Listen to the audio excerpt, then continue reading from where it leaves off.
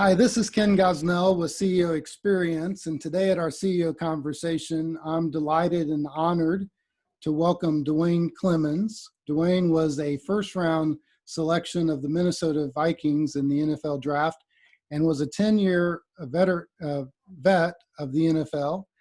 Played for Minnesota, Kansas City, the Kansas City Chiefs, and the Cincinnati Bengals.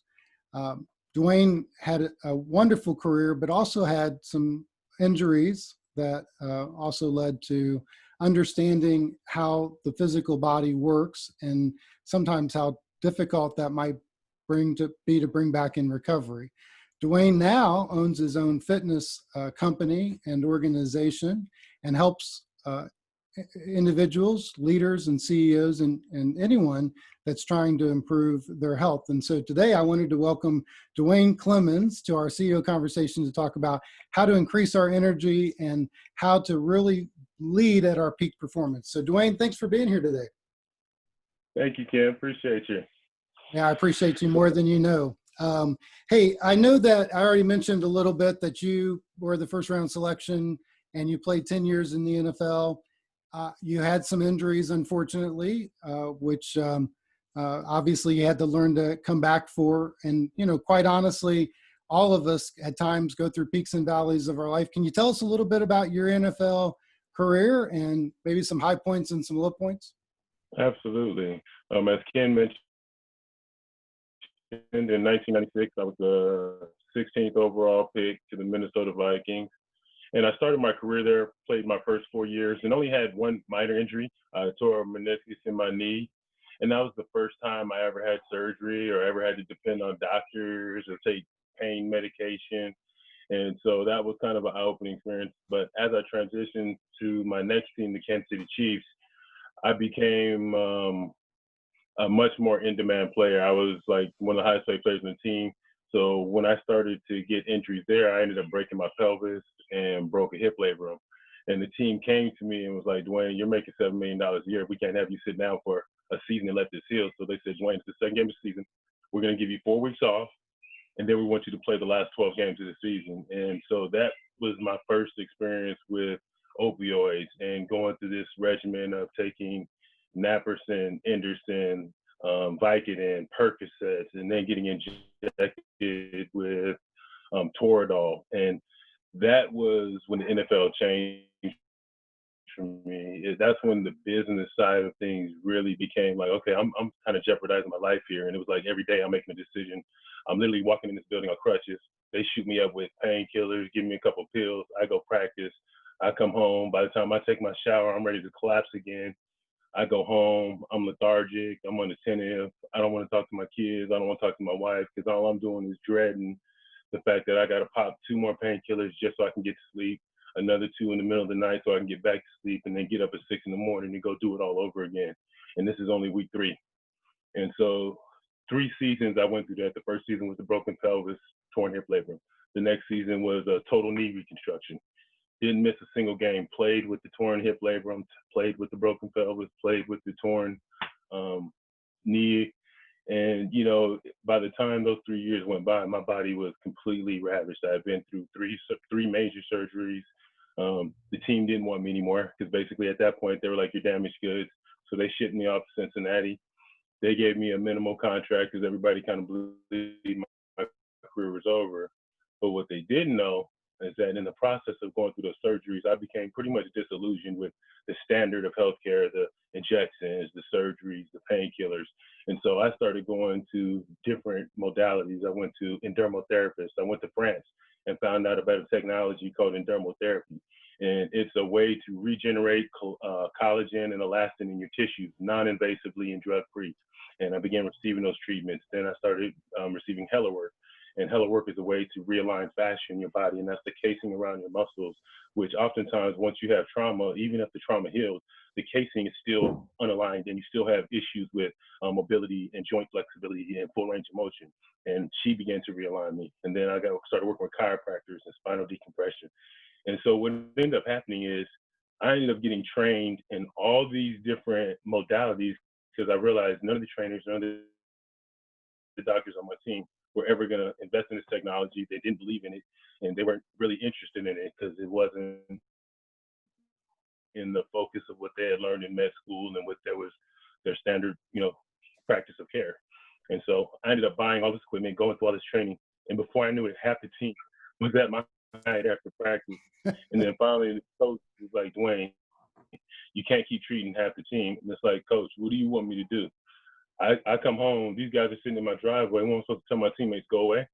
They know what's in my basement. They know I built my own pretty much health and rehab center. They know I'm doing things that you won't do. You won't invest in technology. You don't want to take the time to understand it. I'm not going to lose my career or not be able to walk when I'm 50 because you're not ready to take that next step forward and understand what the body needs and different ways of doing things. And eventually they broke down. Next thing I know, they bought 2 machines. And, it kind of began to open the door. And this was back in 2000. So after that, I played 3 years with Cincinnati, never had another injury because that became my regimen. Never went to another orthopedic, never went to none of the team trainers. Now, post-career, down the road, I had a few little things, scopes that I had to clean up, but that became my career in healthcare. I thought the worst thing that ever happened to me in NFE was breaking my pelvis and tearing that. It ended up on an operating table because I think I got a total of 10 operations to repair everything. But post-career rise, I kind of look back and realize, okay, that was not the worst thing that ever happened. That was actually I consider it God preparing me for my next career. I destroyed my body for money in one career, but in the process, I learned how to put it all the way back together. And now I can pass that knowledge on to others and show people that there is a non-invasive, drug-free way to take care of your body and actually feel better than you ever have without ever having to step foot in the doctor's office or take anything that's unnatural.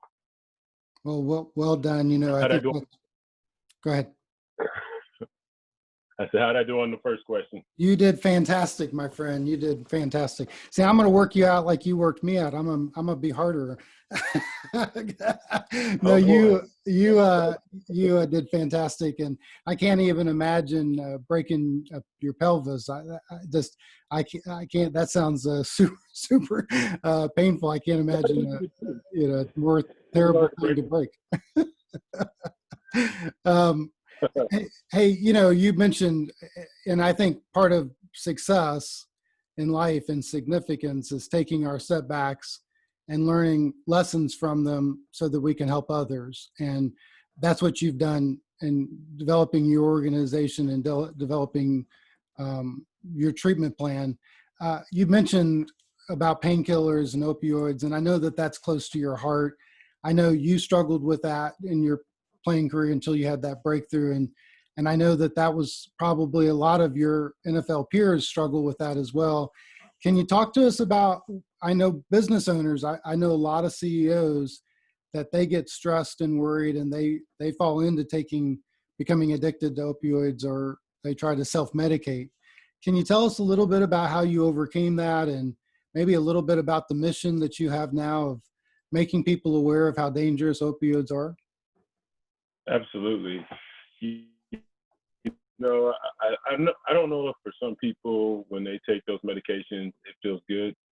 I can't say for me, it ever made me feel good. It made my pain go away, but it also made me numb. And so I was always quite aware that I was at a deficit because, yes, I could sit up and I could actually get in the car, drive to work, and actually, get through my day-to-day operation. But, I always felt bad because I knew I was not there. I wasn't present. People would be talking to me and I'm just nodding off, or, I come home and my kids want to play and I'm just looking at them like, I don't have any energy for this.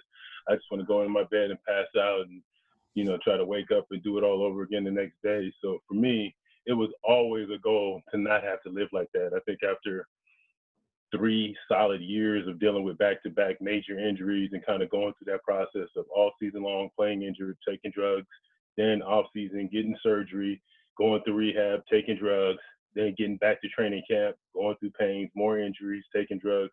It was like, for me, that was always my mission, to not have to play and live like this. Because, I could feel it tearing my body apart. I could feel the effect it was having on my wife, my kids, my relationships. And, it's not an easy world to live in where, like, you want to be great at what you do. You're the best at what you do, and you can be great, but you can't do it without those drugs. And, there was no worse feeling than knowing that I had to take a pill in order just to be able to get up and walk down the tunnel to get to the field, much less to go out there and actually perform. So I think I always had a different motivation. I don't think I have an addictive personality, but I definitely understand the struggle of knowing you need something to perform and hating yourself for not being able to perform without it, and seeing the people around you suffer because of what you're doing to basically be the best at what you do in one world. Right. Yeah. Thank you for that. I think, there's always that temptation, but like you said, you're not fully present. And when you're not fully there, there's it may not impact your body, but it does impact the mind to recognize that, hey, I'm not performing at my highest peak performance. And you feel bad about that when you know you can perform at a higher level. You didn't start playing football until you were in your 11th grade of high school. That's right? Well, actually, it's my freshman year of high Freshman, school. freshman. But yeah, I was a late bloomer. I was pretty small and skinny. I didn't grow up with very much money, and so I was a latchkey kid that ate processed food at McDonald's every day. So I didn't know how to diet. I didn't know how to train right. I was just a kind of a natural athlete that found a sport that kind of mimicked my life. I'd been knocked down and had to learn how to get back up a million times. So the first day I went on a football field, I remember this guy just knocked the snot out of my nose, and I remember laying on the ground, my head hurting and bells ringing, and all I could think of is I want to get that guy. And the coach told me, the way you got to go after that guy, you're a football player. And he said that's the difference. The guys that lay on the ground and take their helmet off and their pads off and walk off to the sideline, they're not football players. When you get up and you're pissed off and you want to go get somebody, that's when that day you know that you're a football player. And he just pushed me into greatness after that, and I kind of found my niche. I liked it. Pushed into greatness. I think that's fantastic. Hey, real quick, I do want to talk about your business and obviously your business model, and you've changed some things recently due to the COVID thing. But you grew up in the inner city. You've obviously seen what's happening in the last week or so with the race tensions and the riots that's taken place. Obviously we value every single person, and even obviously every voice is important. Can you give us some encouragement as you have seen what's been happening, and maybe tell about your experience, or just let people maybe see a different side of maybe why people are so upset and angry at this moment?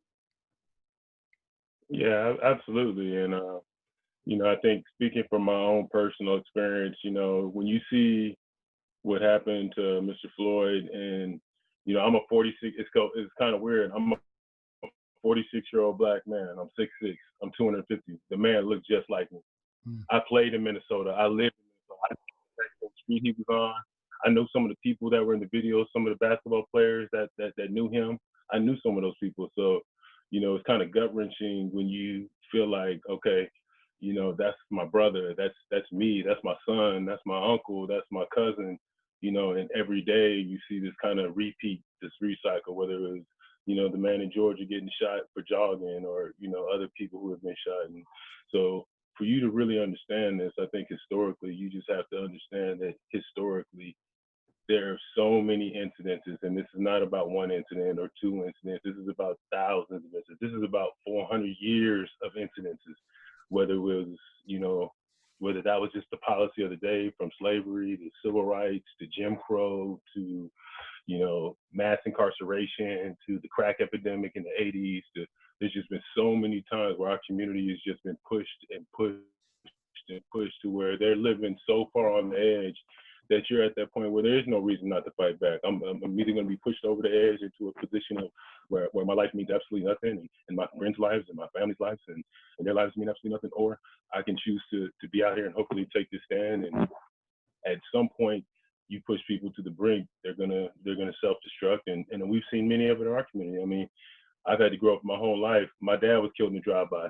So I've grown up my whole life worried about gang members killing me, and I've been shot at, I've been arrested, and I can honestly tell you, Ken, the first time I ever went to jail, a security guard walked out of a store, said some young lady was in there shoplifting, said I was with her. I didn't know this woman. He grabbed me by my shirt. I slapped his hand off my shirt and stood my ground like, you ain't gonna just grab on me. He went and told police. two police that I assaulted them. Next thing you know, I was getting maced and getting attacked, and I really didn't even know what happened. Hmm. And so when I was in jail, I had no money. I had to stay in jail for like a week because I had no money to make bail. I had no lawyer. I had no idea how the legal system works, and that charge is still on my record today. That I had assault on an officer. I had assault on an executive officer, and that's just the normal. That's just our norm. Like, you don't have to do anything. You could be in the wrong place at the wrong time, but sometimes as a black man, it's just like you're always at the wrong place at the wrong time. And the potential for somebody to accuse you of anything can basically lead to your death, whether it's over a $20 fake bill or whether it's like 1921. You think almost 10,000 black people were left homeless, and it all started with one black man who was accused of being assaulted by a white woman. And that led to 300 people being killed, 6,000 black people being arrested. And, there's this history after history and story after story in America where these kind of things happen. And it's over the littlest thing. And it's just like, man, at some point people got to wake up, man. You just can't have a system where just because you assume somebody is wrong, they automatically got to pay the price for it. There's got to be some trial and error and some kind of system that's in place that can protect us. So would you encourage, just real quick, and I don't want to belabor this because it's not the main point of our conversation, but I just appreciate the authenticity and the viewpoint that you bring. Would you encourage business owners as they look at, their community and even maybe their own employees to have conversations and really talk about these feelings and emotions? Or what recommendations or encouragements would you give to leaders, either community leaders or business leaders, on how to really attack this and say, hey, we want to be a step in trying to fix it or moving forward and really valuing every person? I think I wouldn't necessarily just start talking about it. I would open the door for people who maybe felt marginalized to be able to come talk about it and try to develop more personal relationships, because that's what it really takes. It takes people being one-on-one and people like you saying, hey, when you see Floyd, you see me. And you know who I am. You know what kind of guy I am. You know my family. You see my wife. You know my kids. I'm a man just like you. I'm no different from you other than my skin is brown. I believe in God like you do. I wish I was more like you, man. I wish I was taller and built. Exactly. But, in our heart, we the same. Right. And, until we have these one-on-one connections and we build these real relationships where it's not based on like, I can't tell you, Ken, how many times it's like, okay, I'm your friend because I'm an athlete, or I'm your friend and because I got this, or because I can get you tickets and I got status. But it's got to be genuine. It's got to be a point where we start making real relationships, and it's not based on how much money you got or what kind of connections you have, or those type of superficial things. At some point we got to be genuine about who we are and say, look, and I see you as a human being. I see you as a good person. I think I can help you. Because here's what really happens. As a Black person, you don't have connections. You don't have opportunities. You don't have you get caught because you need to be and help you understand the greater world outside of you, understand other communities, speak different languages.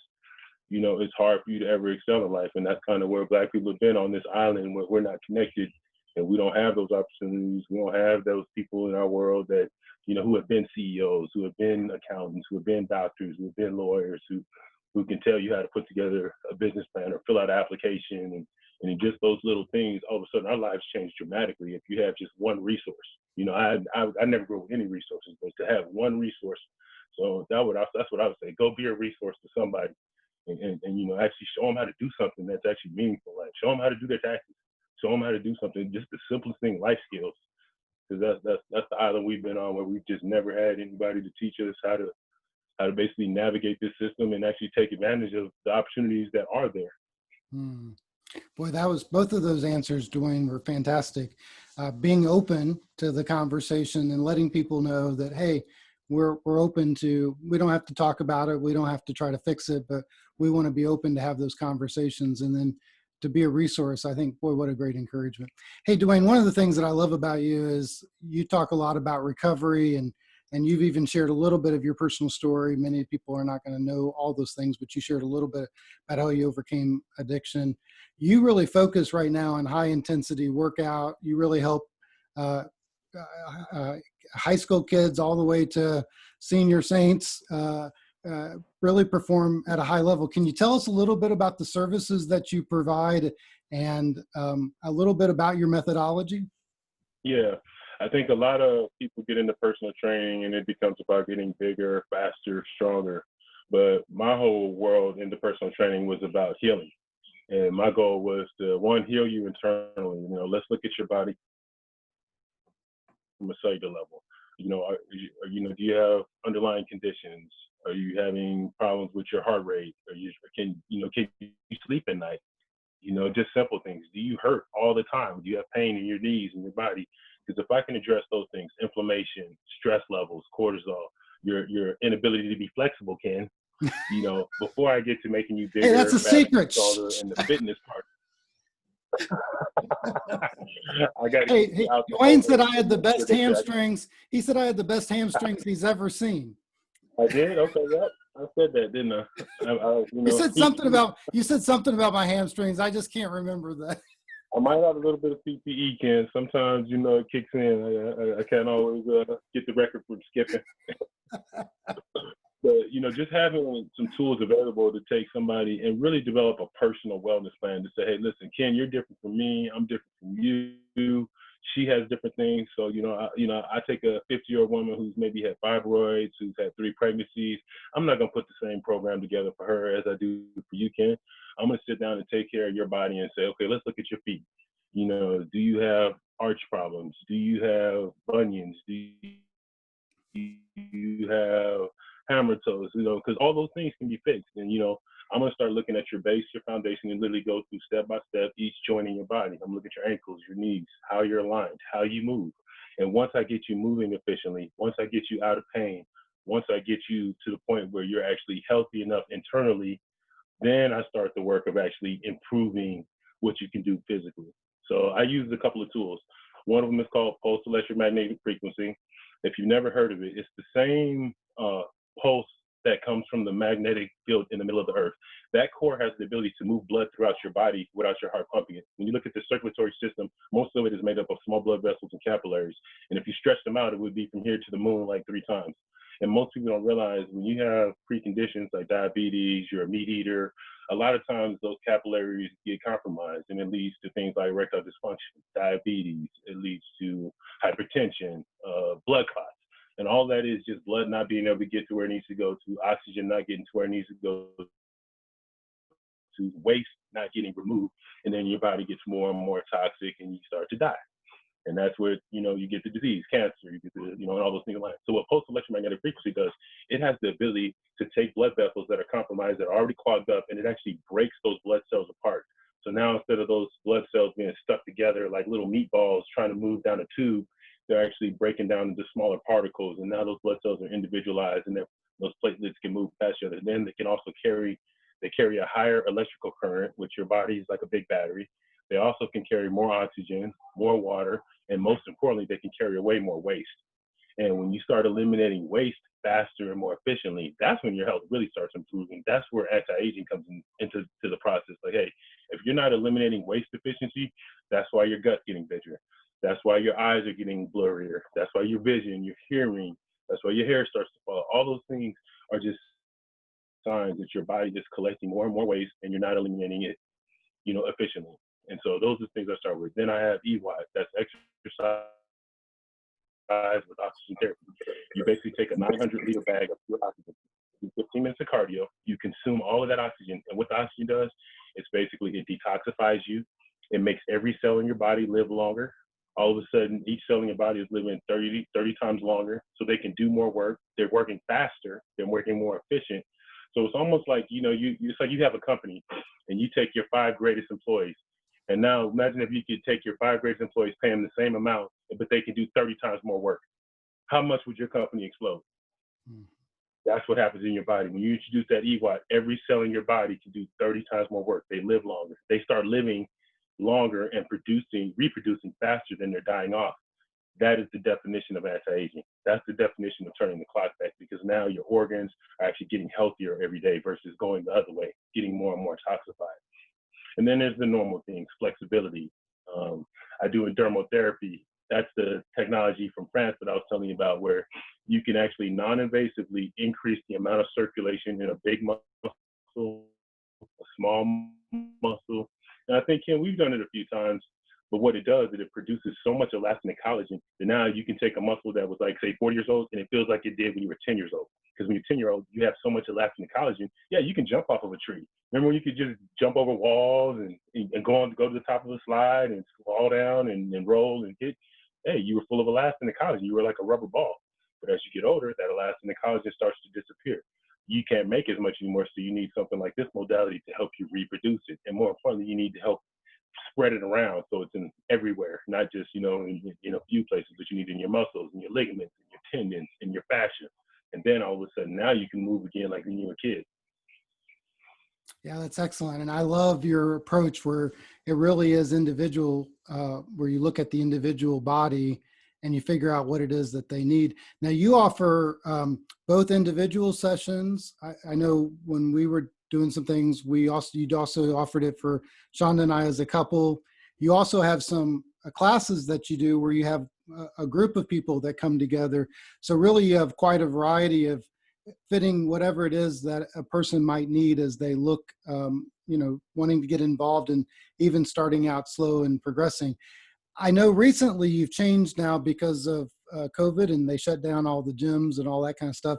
So you've created a new business model where it's mobile. Can you talk a little bit more about that?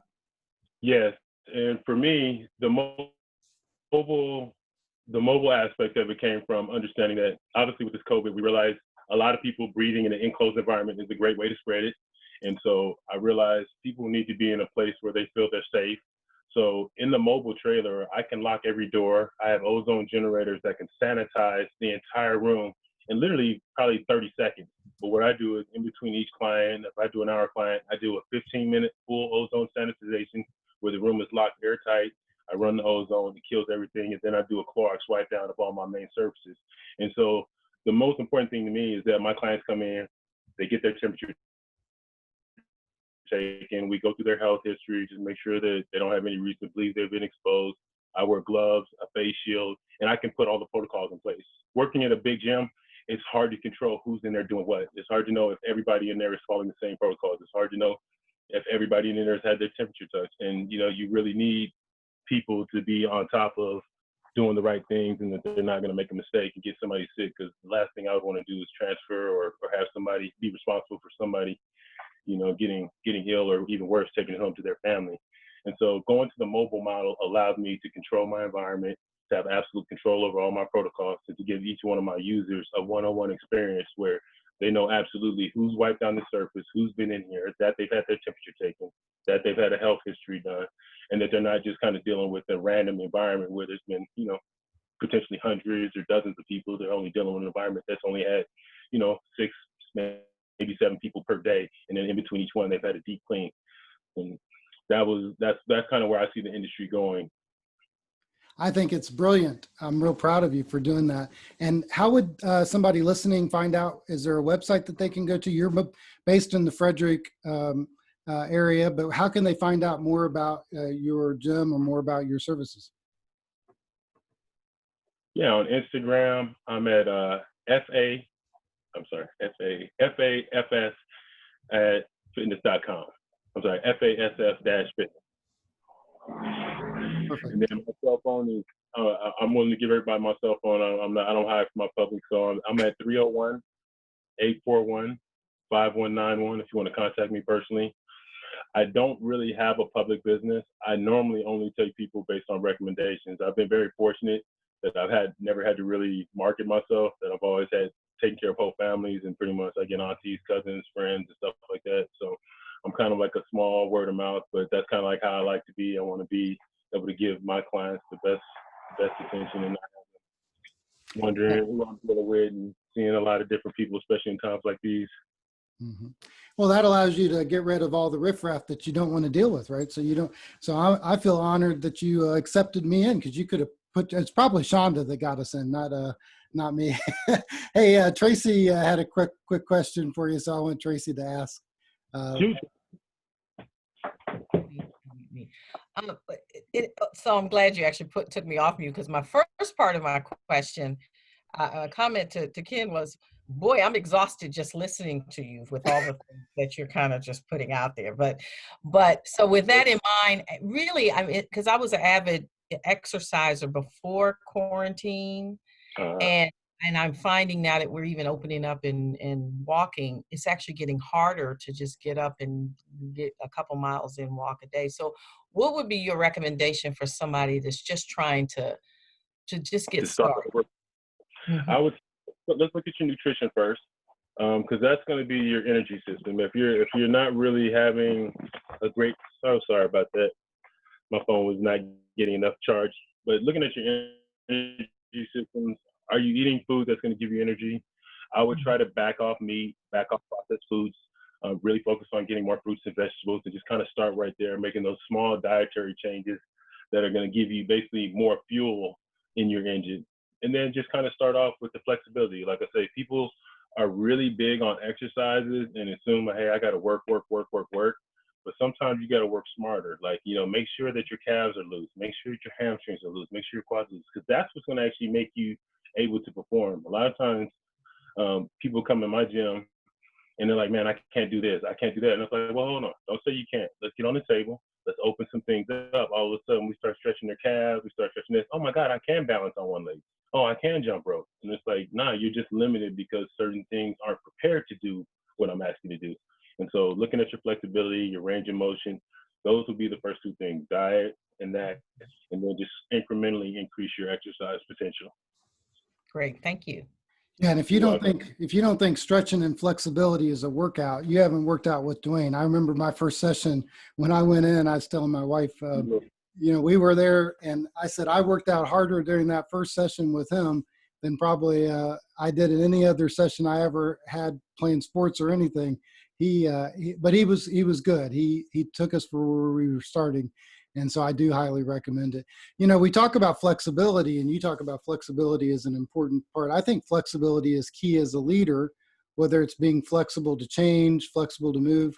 I think sometimes I didn't recognize, my personal story, I didn't recognize how inflexible I was until you started to really challenge that.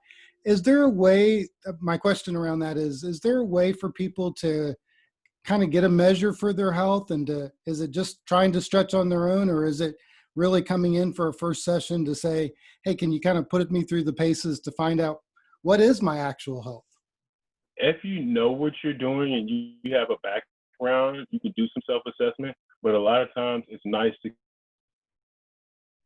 kind of get an outside opinion, to have somebody actually take a look for you. Like, Ken, I don't know if you remember when the first time you came in, I told you your shoulders were rounded forward, and your knee was turned in and your foot was placed. All right, you're going too far now. Wait. It's just an example. It's not a bad thing. Everybody has some kinks. We all sit down too much. We all drive too much. We all stress too much. It's just the nature of the beast of what we live in. But just having somebody to kind of at least give you a foundation, at least seeing, it's kind of like going to the mechanic. You may not necessarily have them fix everything, but you want to at least know what's going on, right?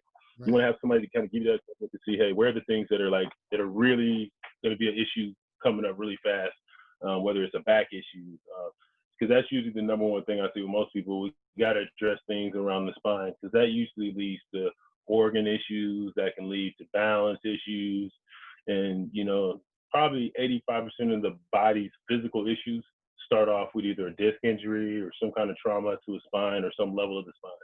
And so that's why that's usually what I start with first, is looking at those major things. Yeah, I think that's good. Hey, Tracy, do you want to ask your question about? Okay, but kind of follow up, I guess, based on what you had said about flexibility, is do you consider yoga a good source as a place to start with flexibility? I love yoga. Yoga is an excellent place to start because yoga is also about, don't just think about flexibility, but it's also about breathing. A lot of people think you think you're breathing, but you don't realize you're breathing shallow. A lot of people need a yoga class just to learn how to breathe and kind of like going around and trying a bunch of different things. Like there's like aerial yoga, there's hot yoga. There's so many different things that you can kind of create a routine. Like, so, hey, maybe Mondays I go do yoga so I get loose. Tuesdays I do cardio. Wednesdays I do strength training, and kind of giving your body kind of a multi-directional approach to getting healthy, so that you're doing a bunch of things, whether you're working on the flexibility of your body, the strength of your body, the stamina of your body. That's what's going to give you that overall health regimen that is really important. What do you Ken, I think might have to walk back in the house. It says my phone is getting too hot. I keep fidgeting with it. I'm like trying to keep it cool. Tell me if this is too loud. I'm gonna turn this little fan on in my gym. There we go. All right, you guys just keep talking. I'm gonna Yeah, no worries at all. I appreciate it. cool I my gym appreciate off. you showing us your mobile gym as well. I think that's a real creative way to stay current with what's going on. And I appreciate your ability to really think about your clients and customers that way. You know, it goes to that principle of the golden rule. And I say the golden rule still works. And when we consider others, it finds us, sometimes we can find creativity and innovation. What do you think is the biggest misconception out there around health and finance, fitness right now? That you need something that comes out of a box, a can, or a bottle. I think that's the one thing.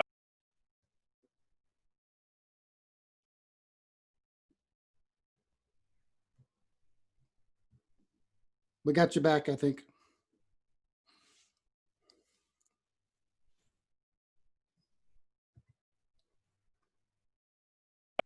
There you go. There you go. You're back. Yeah. Okay. You know, just understanding that healthcare. Top, you went me again. Sorry. There you go. How's that? Yep. Perfect. All right, I'll start over. But just kind of understanding that healthcare, it doesn't have to be hard, but it doesn't come that easy. It's not going to come over a box or can. You're not going to find it in the middle of the night on a 1-800 call or a video. It's just simple things: diet, exercise. It comes from reading. I think you'll get so much further in your health if you actually read and kind of actually take in information versus, you know, looking at people who are trying to sell you stuff. And I know it's hard to tell what's what and who's who and what's good, but you got to talk to people who have had great results. Find the people who have a great reputation, because there's a lot of practitioners who are not necessarily mainstream, and it all sounds kind of like quackery. But that's where I found the best practitioners, people that weren't in the phone books, people that didn't have a business card. These are the people that you have to kind of go a little bit off the beaten path and say, hey, you know, I got to be open to some things that people might not know about or haven't heard about, and just kind of try. Things like colonics, things like herbalists. I've been on retreats where I've learned how to breathe and yoga, and, you know, I've even, you know, been to a ayahuasca retreat, and, you know, just understand there's so many levels of healthcare that you just kind of got to be open, and you just never know what you're going to find out there. You never know what's going to work for you. What might not work for somebody might work for you, and what might work for you might not work for somebody else. Absolutely. And we've only got a few more minutes with Duane. If you do have a question about fitness and health, or any of the other topics that we've talked about today, you can submit it to me and we'll be happy to ask that question. Hey, Duane, I know that stress impacts the body too. And a lot of times leaders, when we're leading companies or organizations, it can be extremely stressful. Is there an exercise or that's really helpful at de-escalating stress, or is it just any exercise that leaders should really be focused on? That's the breathing. Breathing is probably the first and easiest way to control your heart rate. And, you know, one little exercise, I'll just do it with you real quick. What I'll do is I'll take a deep breath in, and I'll take it long and slow, and just try to sit there and hold it and try to drive that oxygen deep into the bottom of my lungs. Because most of the time we don't realize we're breathing shallow, but sometimes that's what's also stressing us out. We're taking these short, shallow breaths, and it's actually raising our heart rate. It's raising our stress level. It's producing more waste and giving us less oxygen. So taking those long, deep breaths, just do that 4 or 5 times, and you'll see all of a sudden you can like change your whole attitude. I like it. I like it. And it puts a different meaning on about the breath of God, I think, even on us sometimes when we think about that. I think we don't spend enough time thinking about breathing. And I think even at nighttime, one of the things that I've encouraged business owners, and you might have some techniques and tools, but I had a mentor years ago that I was having some rest issues. And he said, hey, when you lay down to rest at night, really focus on relaxing every part of your body, but also take some real long, deep breaths for like 5 or 10 minutes. And he said, that'll really reset you. Is that I've used that technique for many years. It's been very, very helpful. Would you echo that, or is there other pieces that you would encourage around rest as well? So let's think about it. You can go about 2.5 minutes without breathing. You can go about a week without water. You can go about 14 days without food. So breathing and how much oxygen you're taking is the absolute most important thing to life, the most important thing to health, the most essential element to life is if you're not taking deep, long breaths and actually using your prana, that's what they refer to as that breath of life.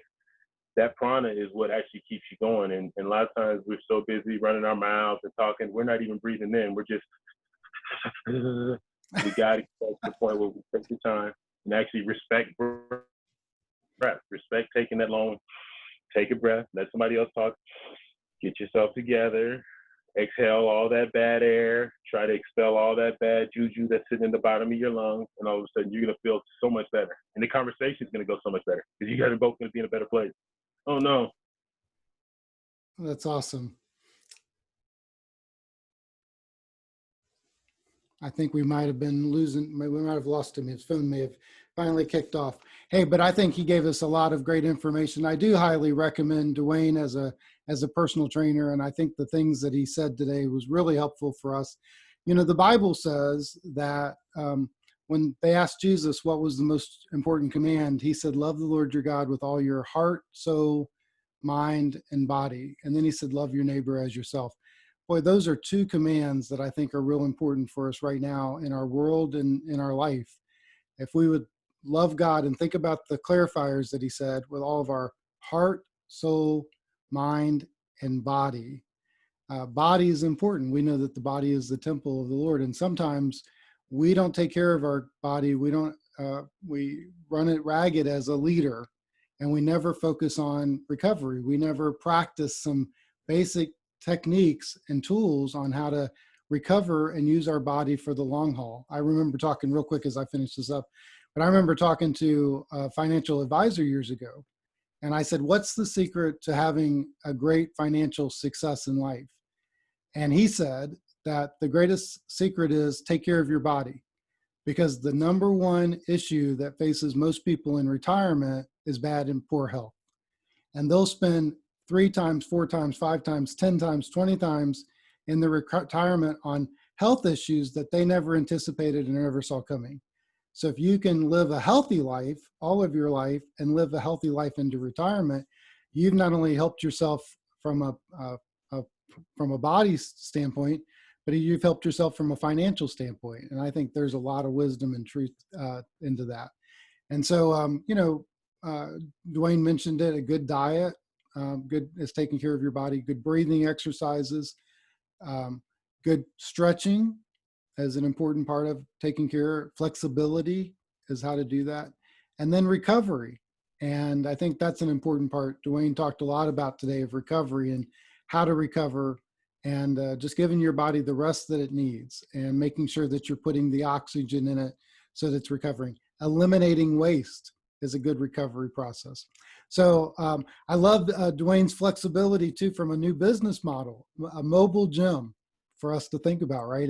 And he's pivoted to that, so that's moving forward. So I think some really good lessons here. Love the Lord your God with all your heart, soul, mind, and body. Body, real quick, that statement that Jesus made, just for point of reference, was actually a reference from an Old Testament quote when the people of Israel asked Moses, how do we stay close to God? And Moses said, love the Lord your God with all your heart, soul, and might.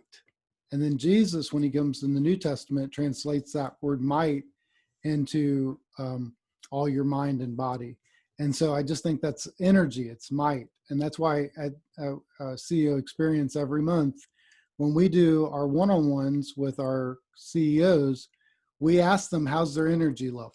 What is their might level, if you will? How's their passion? What are they doing? Because we want to constantly and consistently monitor that, because we believe that's reaching their peak performance and their highest level.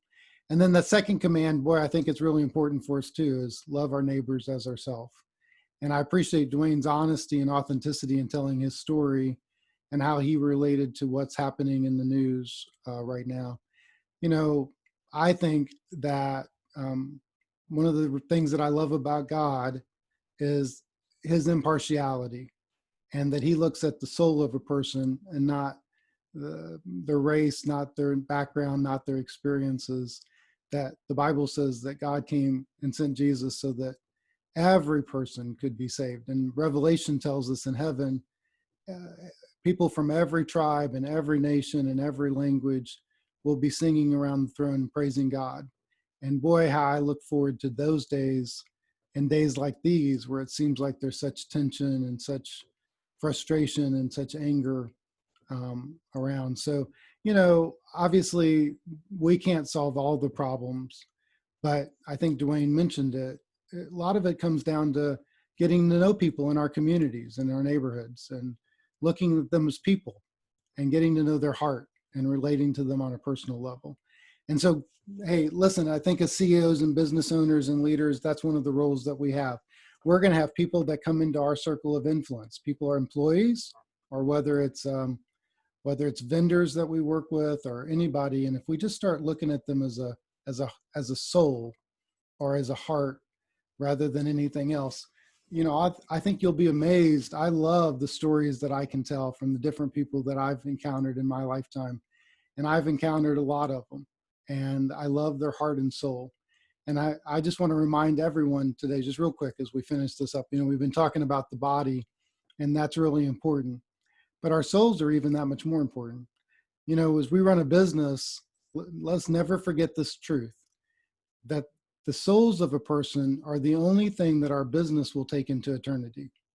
You know, buildings will fail, finances will crash, you know, money will stop, but the souls that we've touched, those are the things that can last for eternity.